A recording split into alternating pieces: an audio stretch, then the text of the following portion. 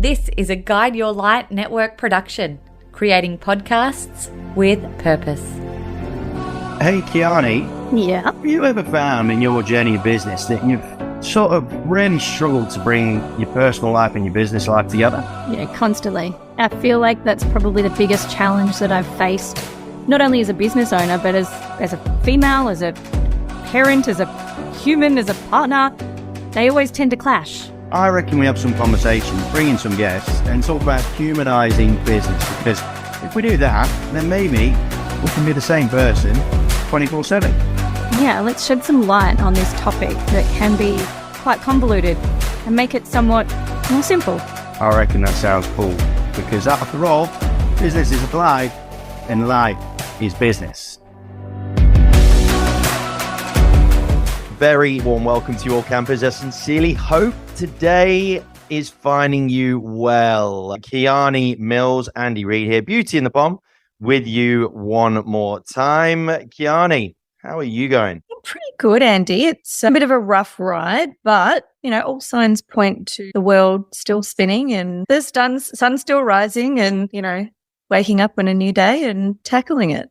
You're sounding somewhat, not tired, I won't say the word tired, but you're sounding like you've gone through the ringer a little bit. Look, I don't know. I feel like it's just one of those parts of being human where we sometimes don't allow this part of us to show. And I feel like it's perfectly relevant to what we're going to be talking about today. But yeah, look, sometimes it's not all rainbows and unicorns and glitter. Sometimes it is a bit rough and it can be a bit of a hard slog. It's okay to talk about it. So here I am, and vulnerable and a little bit flat. Yeah, bless you. And this is the topic of conversation today, gang, is about the whole notion that we feel as business owners, as if you're in sales, something along those lines, that we feel that we are absolutely infallible. We can't make mistakes. And as it says on the tin of today's episode, we feel that we like to try and show to people that we are made of Teflon, because heaven forbid we show any sign of weakness, because that would then obviously be an indictment on our service, our offering, our business, and our credibility ultimately. So, Kiani, do you want to share any of what has got you just on the ropes a little bit? Absolutely, yeah. Look, first I had to ask Andy what the word infallible meant. So do you want to just tell everyone what that means? Just in case others out there like me have never heard that word. It's the whole thing of not making a mistake. And if you try to portray that you are infallible, you're trying to convince people that you never put a foot wrong. Yeah, right. Okay. Yep. So based on that, why have we got flat Kiani today? It's not definitely one big thing. I think it's in life, there are good days and there's bad days. And sometimes we have a little bit more in the tank to deal with them. It is a thing time with the market, with rates, with COVID, with travel, with flights being so expensive, with holiday destinations being booked out. I don't know. I just feel like there's a lot going on. I know while a lot of people look at social media and it's all about happiness and smiles and, business is booming, I guess it doesn't always feel that way. And there are times where instead of just constantly trying to push shit uphill, I know that I have these moments in times where I just go, you know what? I'm just gonna surrender to the flow of life at the moment and acknowledge the fact that I am a bit tired and I do feel like I've been on a bit of a hamster wheel and I haven't really gotten the results that I was hoping to get. And look, I know I'll be okay, but for the minute, I'm just gonna feel this and sit in this little bit of uncomfortable nature, because this for me is a really uncomfortable place. I don't enjoy, especially sharing with, I'll share it with you, Andy, but sharing it with strangers, that's when I would put my mask on and that's when I would pretend to be perfect and pretend that everything was okay. But that's not real. And so look, I don't think it's one big thing. It's just, I'm tired. It's been a big year and I guess maybe I'm ready for a break. So. Oh, bless you. Look, team, this will be the first time that many of you will have heard Kiani in this kind of form. And being honest, I don't see it all that often either, because we had this conversation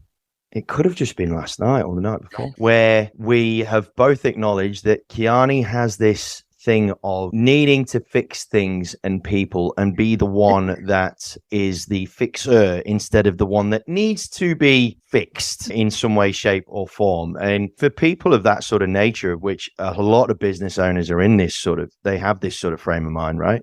Which is why they're business owners. This is a really big struggle to actually acknowledge, let alone do what you do, which is the surrendering piece and allowing the river of life to just let you bob along for a little bit as opposed to you paddling the shit out of it. It's tough, man. It's really, really tough.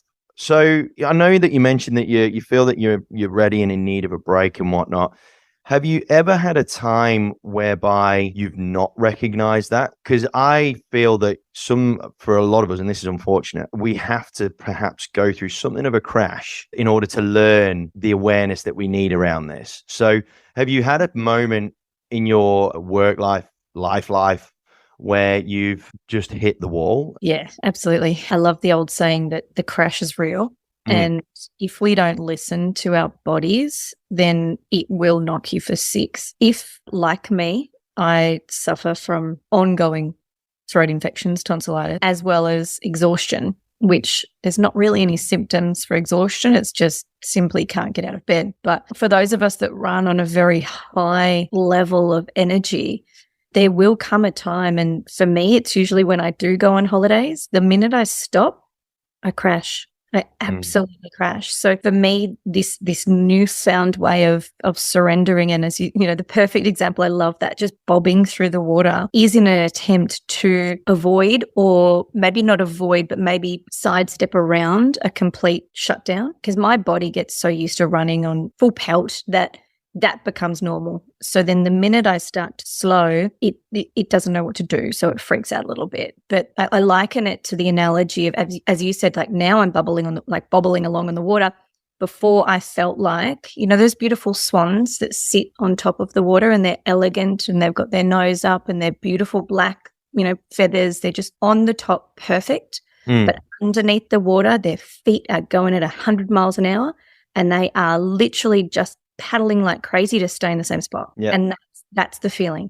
That's what the feeling is, you know, and this is what we talk about. It's that perfect on the outside to be something for everybody else, to be, you know, the perfect response for our clients, to be the perfect partner, to be the perfect, you know, business partner, whatever it might be. And then underneath, which is our internal inside of us, where we can be riddled with anxiety, full of copious amounts of stress and distress too, not just, you know, our normal form of stress that gets us worried. That distress literally pulls us apart. We feel uneasy. We distrust everything.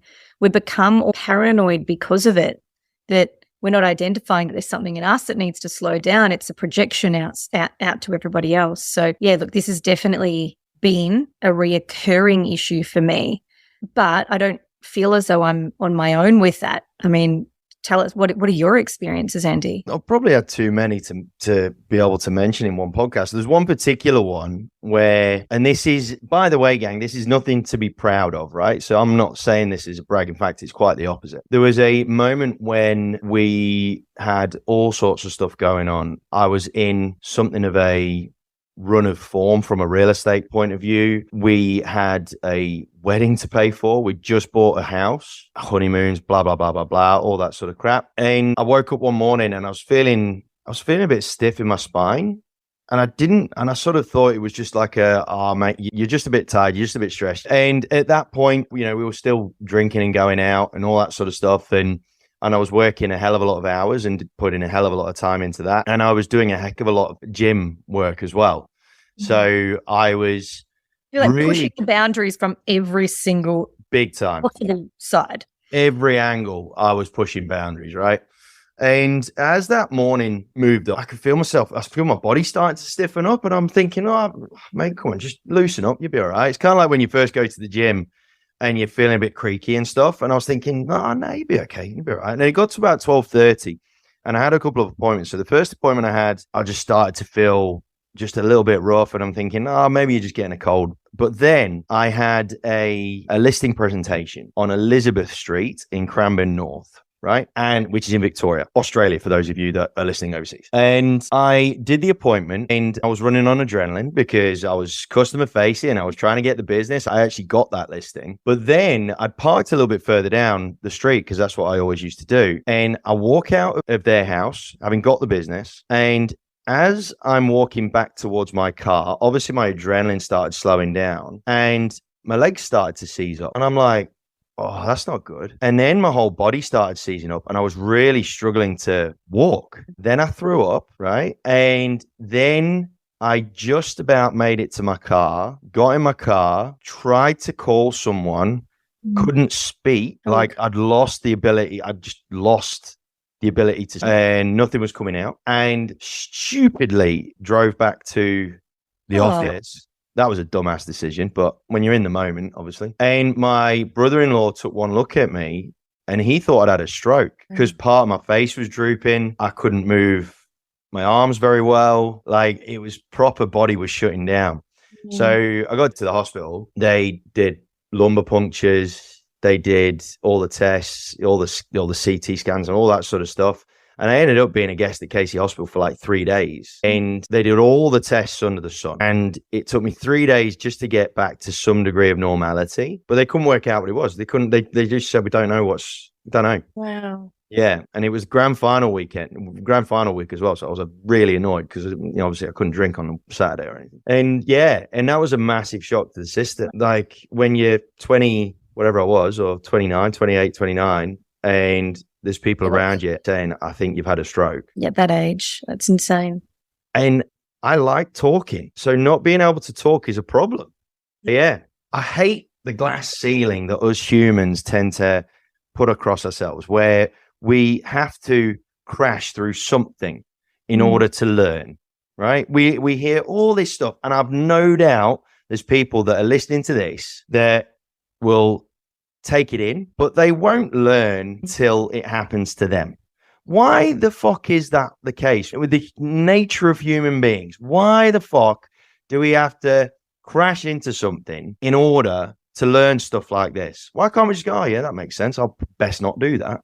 Yeah, individualization is the only reason that I've got that's them. I'm me. I'm different. That never happened to me. That won't happen to me. So from that though, what did you learn? What did you change? And what did you do? At that point, not a lot, to be fair. I actually just got my shit together and carried on. But invincible 28-year-old. Of course I am. Invincible Andy.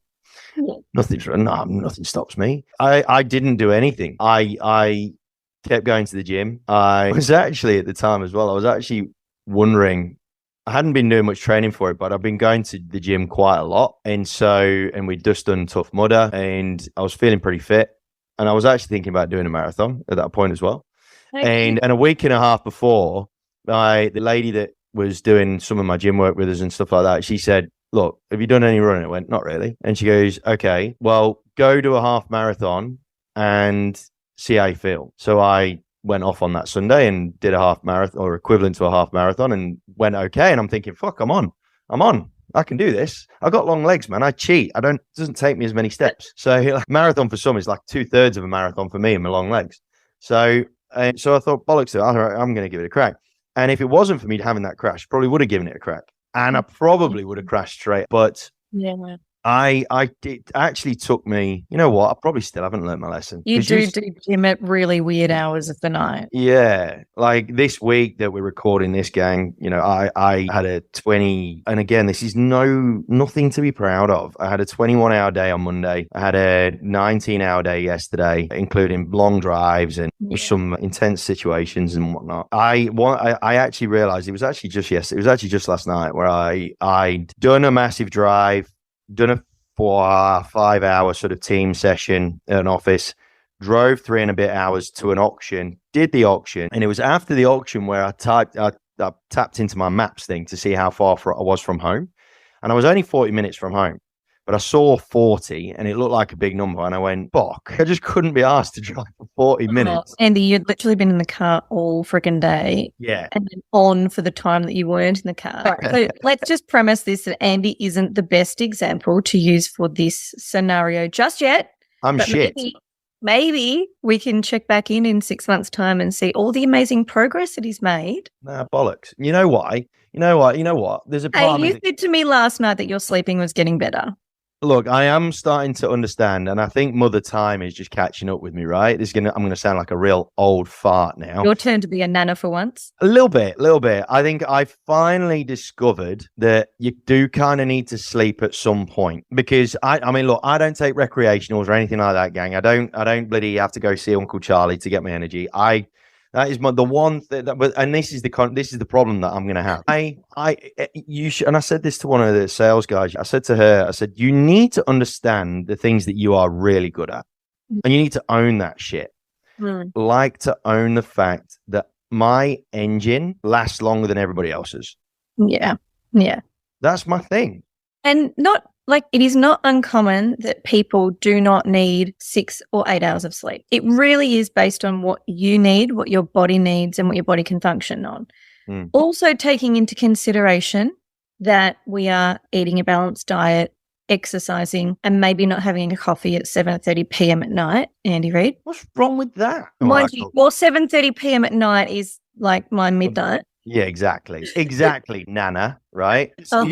And by the way, team, for those of you that can't see, this is Kiani, who is sat on her couch with a proper little Nana blanket over her legs. Absolutely. We live the opposite lifestyle. I'm up at 4 a.m. He's going to sleep at 4 a.m. A little bit. I think what you're bringing into my head is the fact that life isn't linear, right? And this is where I think speakers, leaders, influencers, all those people, they try and coach people into an idyllic way of living their life, running their business, right? When is someone going to stand up and say, as if that's ever going to fucking happen? Have you met life? Exactly. Life doesn't run by a calendar. Like, what planet are you on to think you need to have your 8.324 hours of sleep, and then you need to drink this kale fucking shit at some stage, and after that, you need to go and run for 10 kilometers. Once you've done that, then you can go and meditate for 20 minutes. All the while, FYI, you got 2 kids that are running amok. You've got a business that's got about 5 calls already going on. But no. You need to meditate for half an hour once you've done all of that other shit that you've got no time to do, right? What a crock of shit. Seriously. Like, what an absolute fucking... It is society's way of setting normal people up to fail. Yeah. Right? It really is. It really is. Bollocks. It's nonsense.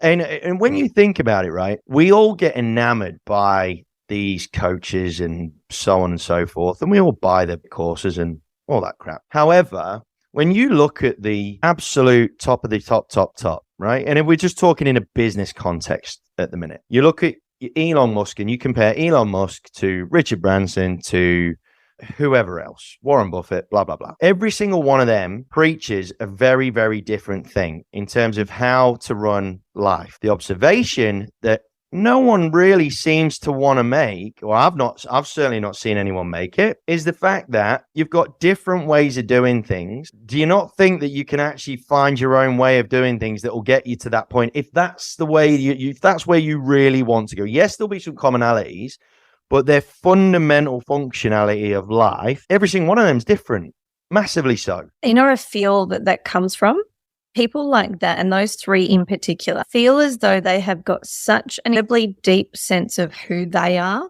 at their core, that they know without a doubt what their body needs, what their brain needs, what their heart needs to be able to function at that level, because this is a marathon that they're running and they do not have the ability to slow down. So great, you're right, exactly. Every guru has a formula, has a routine, has a method, has a thing.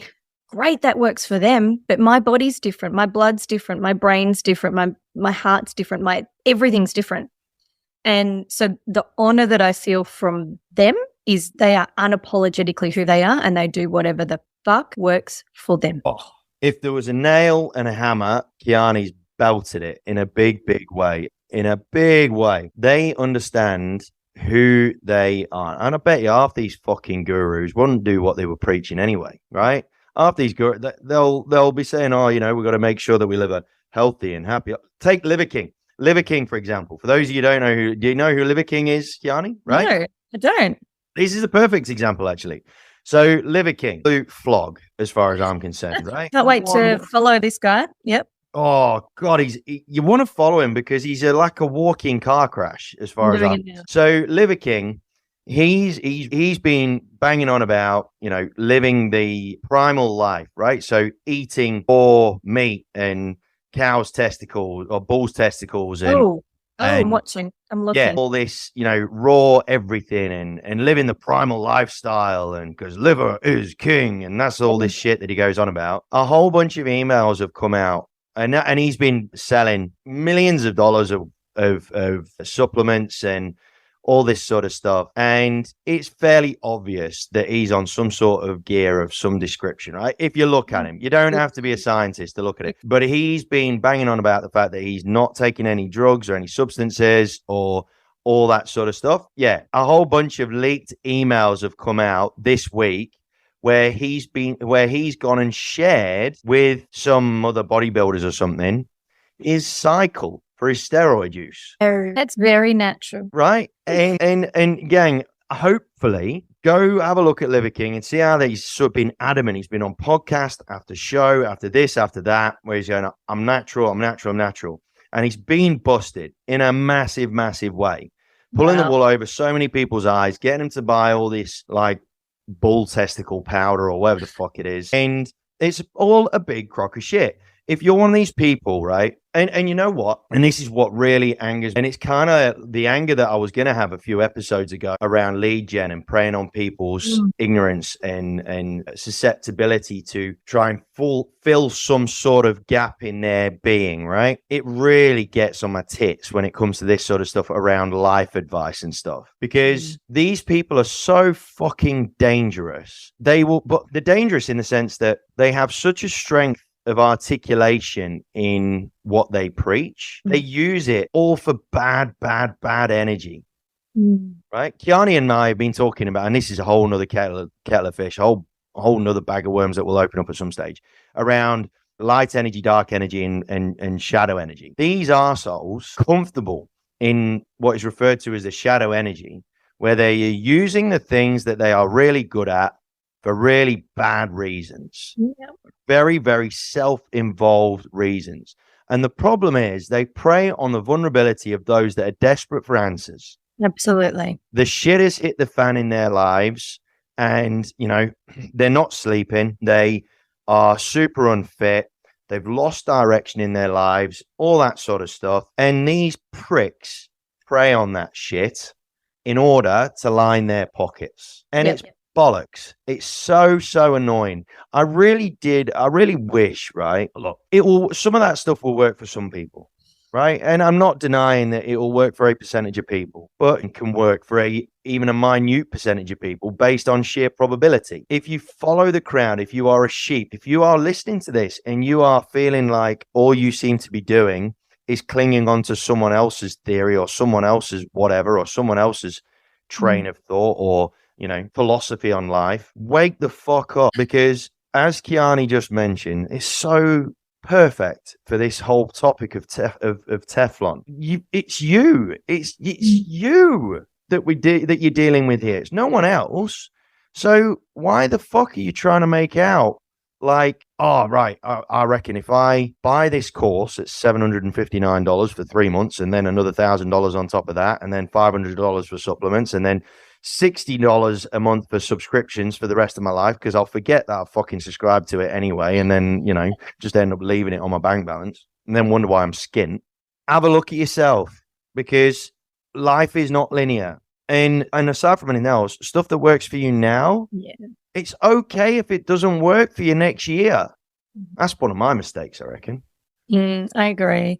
Not that it's your mistake, that it won't always work forever. No. And that's where I feel like what we need, and look, I'm not against it. You know, I'm what we call a lifelong learner. So I love learning and I love taking on new things. What I don't do is get attached to one, because it's not a one size fits all. So I might do a course or a Tony Robbins UPW and I'll take bits from it that I love. And then I might do something else that I'm interested in, or that creates a drive or a passion or something that I would like to pursue, and I take little bits from it. But when, what we're talking about with this Liver King, when it comes down to your health and your well-being, just be really, really sure. And look, I know, speaking from experience, I had no idea who I was or what I needed or what my body wanted or any of those kinds of things. So I feel like a lot of people will probably be in that position. So you do feel as though you need outside help. You do feel as though you need to go to the professionals to get that advice, to give you information, understanding, clarity, knowledge, whatever it might be. And that's all okay. It's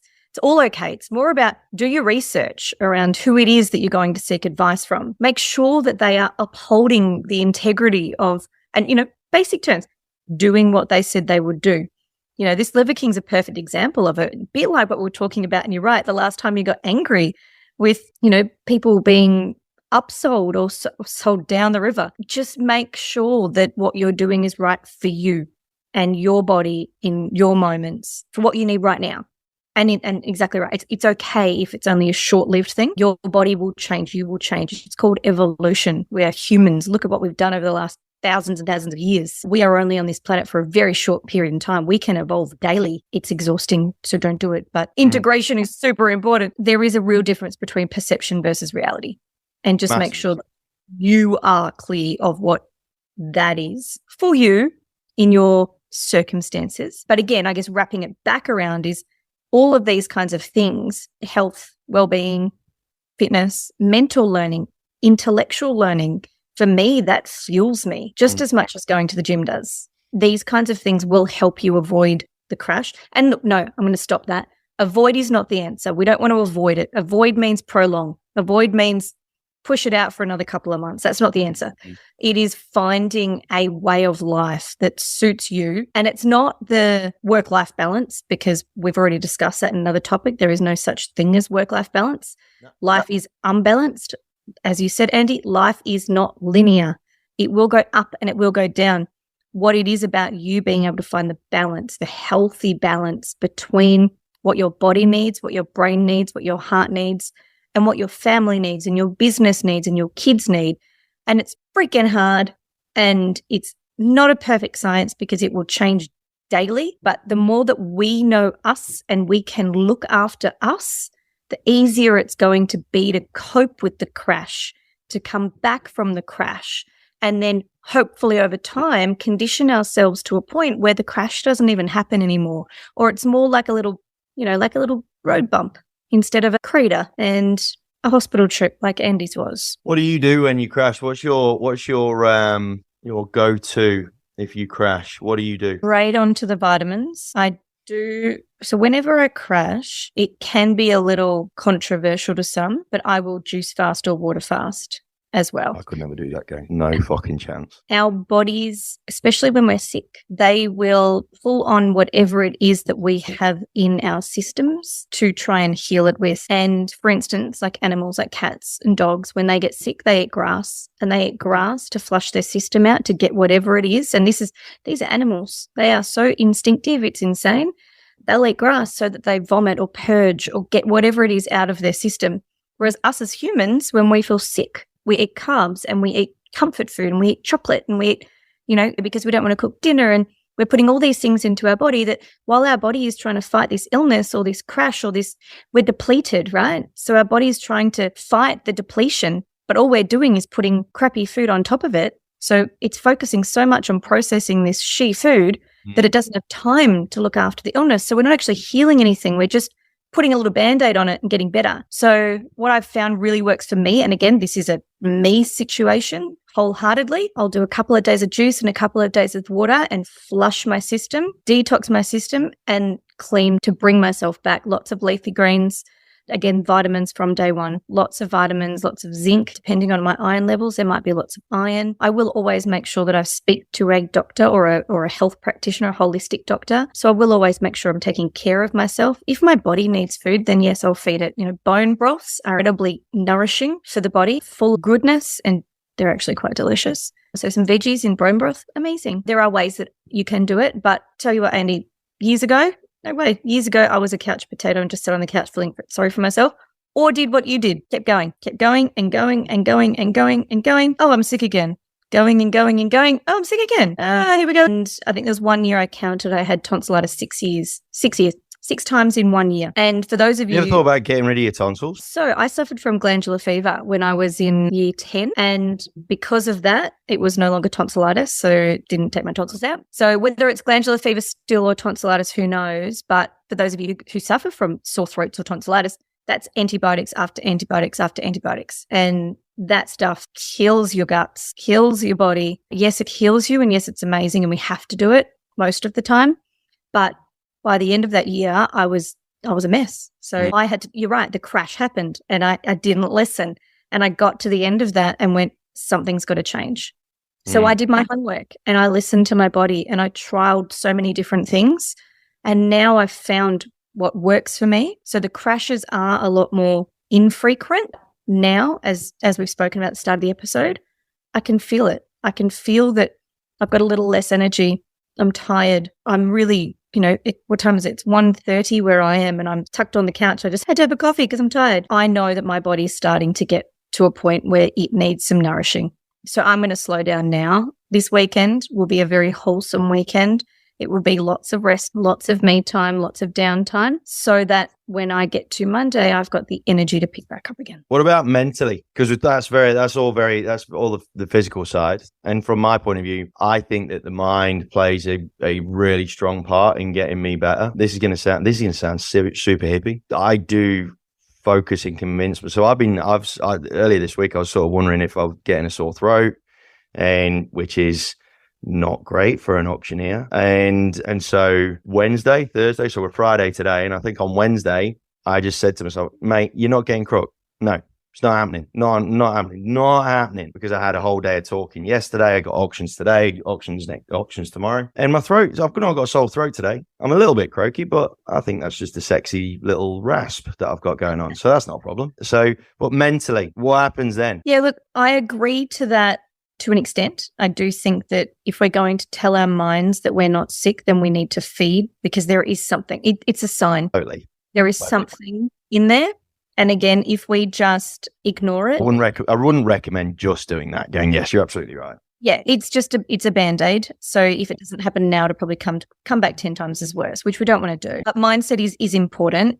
Sometimes though, the more you, and no, lies, not sometimes, all the time, the more where energy goes, energy flows. If you're focusing on being sick, you will be sick. If you're focusing on, healing or wholesome or things that are going to make you not only get better, but feel better, then yeah, we're going to take a little bit of the edge off. A bit like you with your throat. Like that's a perfect example.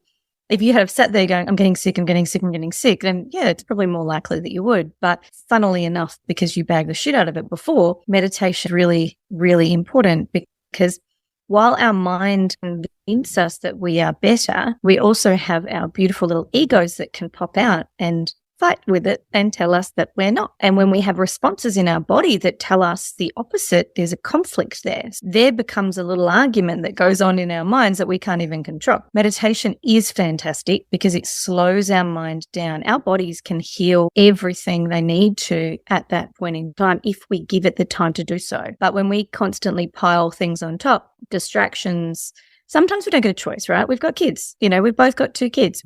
Sometimes I don't have a choice. I can't sit and meditate for 30 minutes because I have to do the school pickup or I have to do something. So it's not ideal, but, for me, I make the mornings my time and I make the nights my time. So I can have a bath instead of sitting on my computer and working till midnight. That's a you thing. That's not a me thing. In the morning. Why would you sit in your own filth? Andy, I'm going to ignore that for now. In the mornings. So I get up super early and go for a walk every day. Maybe I won't walk today. Maybe I'll just go and sit on the beach and just be for a minute. I'll put my feet in the water. Like nature is incredibly healing. So good for us.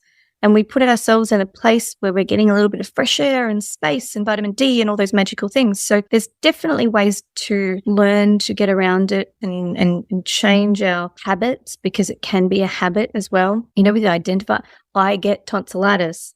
Even that in itself is, I get tonsillitis. Maybe I do. Maybe I don't.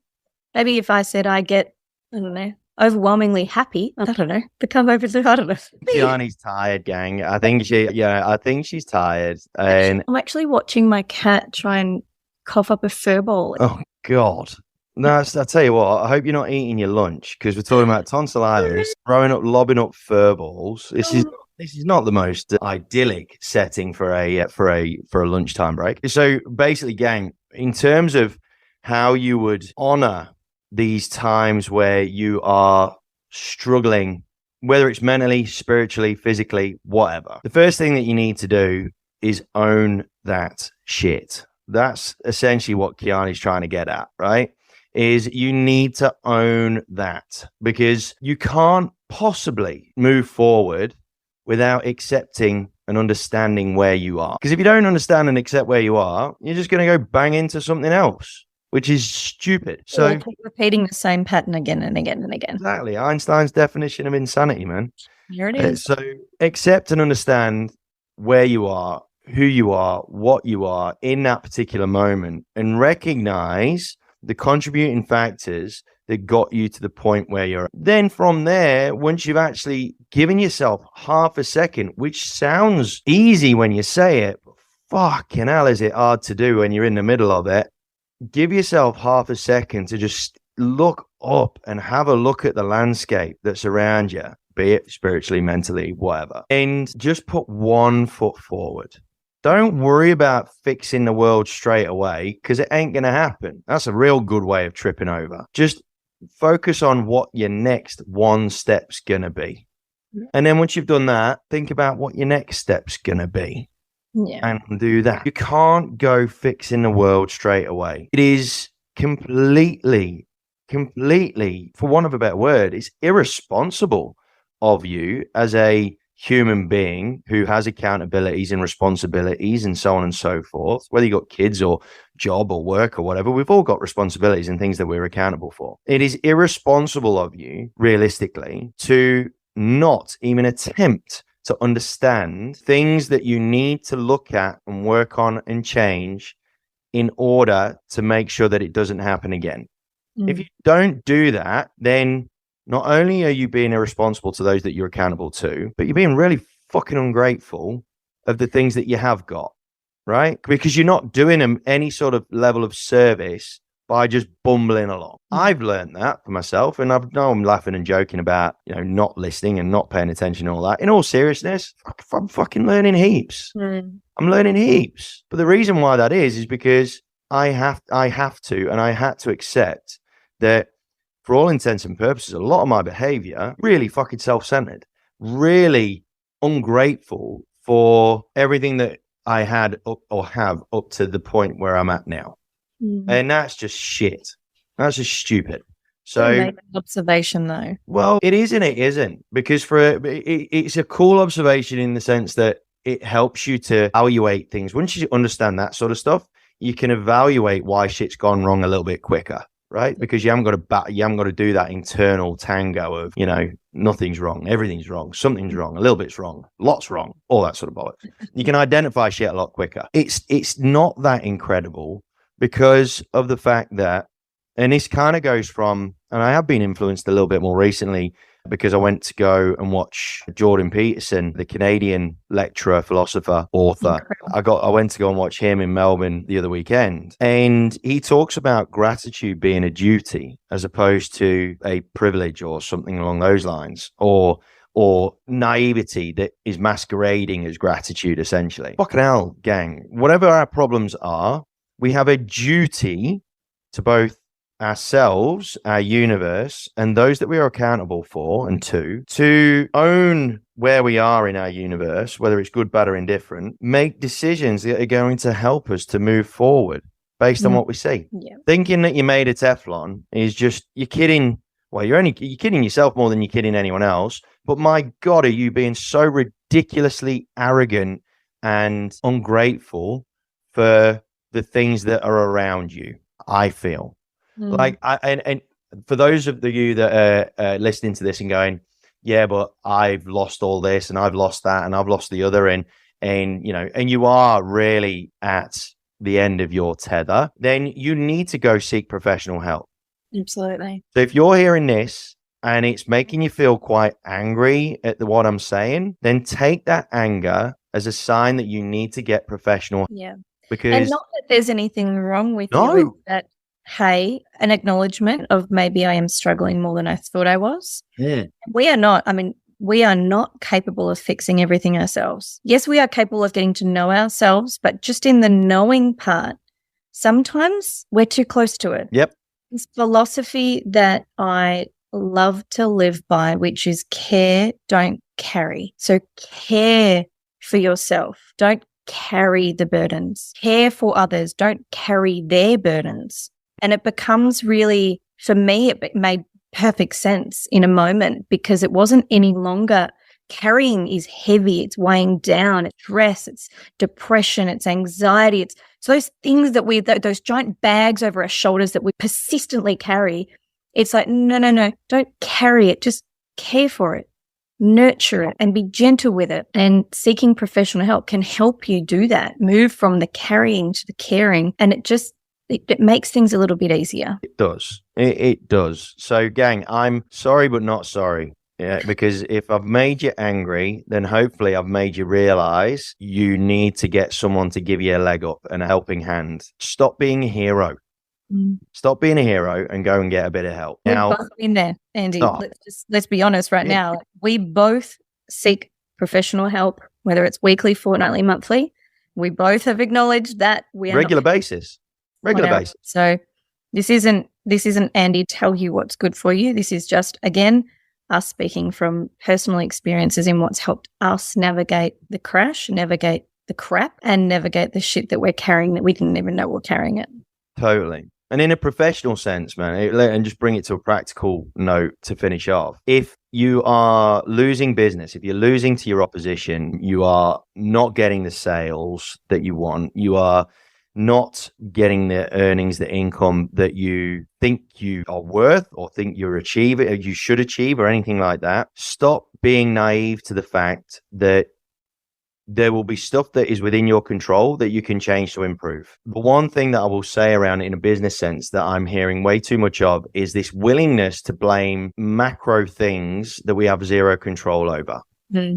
And yet we will go into, if you're in a sales role, you'll go into a real estate listing presentation and you will act like you are made of Teflon, as in nothing sticks, right? You are perfect. You don't make any mistakes or any of that sort of stuff. Understand two things. One, if you lose, it's on you. It's not on anyone else. It's on you. You can't affect the fact that your competitors tried to charge 1% less than what you tried to charge a client. That's on you for not demonstrating the discernible value above and beyond what that competitor offered in the first place, right? That's on you. That's not on them, right? So that's point one. But point two, stop kidding yourselves into thinking that the humans around you can't tell that you're bullshitting. Stop kidding yourself. And that's professional or personal, really, because those of us that are around you that do care and that do give a shit, whether it's your family, your friends, or your kids, however old they are, they know when something's not right, right? And they know when you're talking shit. So vulnerability is the critical piece of this whole thing. Owning that vulnerability is massive. So just understand, gang, none of us are made of Teflon. Yeah. And there are things we can do to it. 100%. Team, I hope you found this helpful. And I hope that it's given you a nudge to either stop whinging and playing the victim or to acknowledge that you need to get some extra help. Kiani needs to go and have a lie down. Yep. So on that note, Kiani, go look after yourself. I will. I'm going to have a joyful weekend and be back on top on Monday. Wicked stuff. Team, stay safe, healthy, happy. Love to you all. And we'll speak to you again real soon. Bye. Thank you so much for joining us. We are very grateful for your time and we really hope that we've provided some value. Follow us on Instagram if you've liked what you've heard. And if you have anything that you want us to talk about, things that might have been bugging you, but you've not quite had the bottle to really bring it out into the open, send us a DM and we'll happily bring it to the table.